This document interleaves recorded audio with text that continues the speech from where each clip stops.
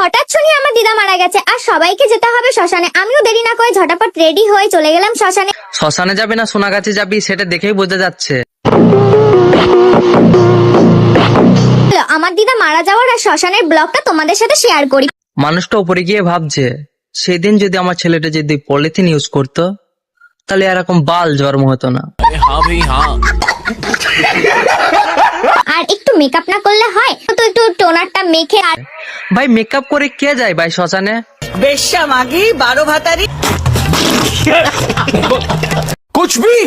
আর এইদিকে চুলটা দেখো আমি একটু আঁচড়িয়ে নিচ্ছি। আর এইদিকে আমার লুকটা দেখো কেমন, একটু পরি পরি লাগছে না আমাকে না দেখতে? নিজেকে পরি পরি ভাব আর পাবলিক বলে ওই দেখ রেন্ডি যাচ্ছে। নিঃসন্দেহে তুই ঠিক কথা বলেছিস।